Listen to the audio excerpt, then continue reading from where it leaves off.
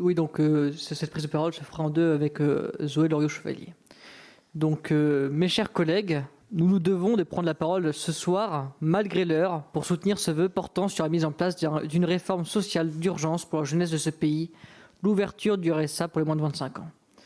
Ce projet de loi, porté par 14 organisations de jeunesse, refusé à l'Assemblée nationale, enterré au Sénat, n'est pas parfait. La jeunesse ne veut et ne peut pas vivre au RSA, mais cette mesure répondrait à un besoin, et plus qu'à un besoin, à une urgence sociale.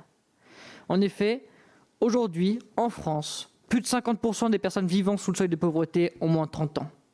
Aujourd'hui, en France, un jeune de moins de 25 ans sur 5 vit sous le seuil de pauvreté, soit 1,5 million de personnes. Aujourd'hui, en France, nous décidons que pauvreté doit rimer avec jeunesse. J'entends déjà les conservateurs et les libéraux nous parler d'assistanat. On se souvient du candidat Macron nous disant qu'il avait vécu quand il était adolescent avec environ 1 000 € par mois. Douce réalité. Ajoutons savoir ce que c'est de boucler une fin de mois difficile. De son côté, monsieur le maire de l'économie et des finances, Bruno Le Maire, nous disait ainsi qu'à 18 ans, ce que l'on veut, c'est un travail. On veut une rémunération sur son travail et on ne veut pas une allocation. Outre le fait qu'il n'a jamais eu à se soucier de travailler à 18 ans et à financer ses études, qui l'ont été par ses parents puis par l'ENA, c'est surtout mépriser la souffrance de la jeunesse actuelle. C'est se voiler la face sur une pauvreté qui est évitable de la jeunesse et qui aura nécessairement des répercussions sur leur futur, donc sur le futur de la France et de la société française. En effet, avec un taux de chômage de 18,5% au 4e trimestre 2020 pour la jeunesse française et la perte des emplois étudiants, triste nécessité pour avoir le droit d'étudier pour beaucoup de jeunes, la jeunesse, déjà la population la plus pauvre de France, se retrouve accidentée par la crise sanitaire.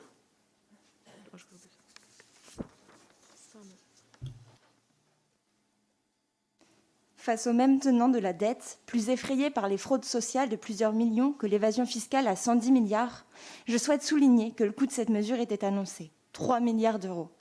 Moins d'un quart du CICE annuel, ou bien une suppression de l'ISF, ou encore moins que le SNU. On voit donc bien, ici, la priorité de ce gouvernement. Il considère qu'il vaut mieux envoyer la jeunesse à l'armée que de lui laisser s'acheter de quoi manger. Ce gouvernement est déconnecté de la réalité, du vécu d'une grande partie de la population française. Nos députés de la Vienne n'ont pas fait beaucoup mieux que ce gouvernement.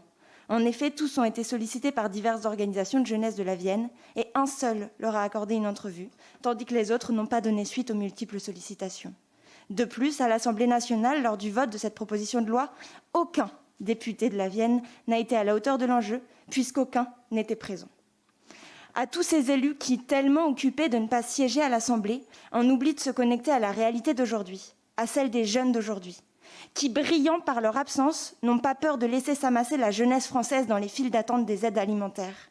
Je vous le dis, votre réalité n'est pas la nôtre. Et qui plus est, votre jeunesse, celle que vous avez connue il y a 20, 30, voire même 40 ans, n'a plus rien à voir avec ce que nous vivons. Nous essuyons les plâtres des politiques que vous avez menées, que vous avez conduites et qui ont créé cette jeunesse en détresse. Cette génération que l'on nomme la génération sacrifiée et qui lutte corps et âme pour ne pas l'être, dans la rue comme le 16 mars dernier et le 8 avril prochain, mais aussi dans les textes. Vous ne pouvez qu'admettre que le projet a été porté, soutenu, illustré, préparé, et vous l'avez rejeté.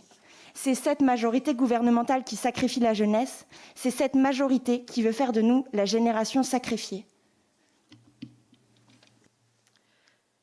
Merci beaucoup. Ok. Pardon.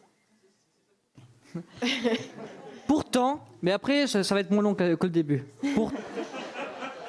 Pourtant, malgré ces difficultés, cette jeunesse s'engage, à Poitiers comme dans le reste de la France.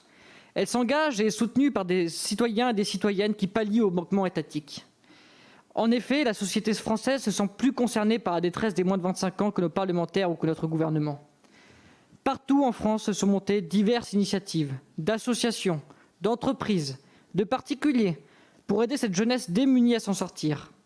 Nous ne pouvons que souligner leur courage, leur abnégation, tandis que l'État laisse encore une fois à des associations son rôle et ses compétences, préférant les effets d'annonce à une mesure sociale urgente et primordiale. Notre société mérite bien mieux que des mesurettes d'affichage politique. Nos jeunes et la France dans laquelle nous croyons méritent du respect et de la considération. La France n'est plus le grand pays des droits de l'homme qu'il a été, et les conquêtes non sociales d'antan nous semblent bien lointaines. Alors nous nous réjouissons qu'à Poitiers, comme dans bien d'autres villes françaises, notre majorité reste connectée à la réalité. Notre majorité écoute les jeunes et interpelle un gouvernement bien trop absent. Notre majorité refuse d'abandonner les conquêtes sociales qui font l'honneur de notre histoire politique. Nous nous réjouissons donc que nous soyons capables de dire haut et fort que les prochaines mesures qui seront prises doivent être de vraies mesures et non plus des mesurettes d'affichage politique. Merci.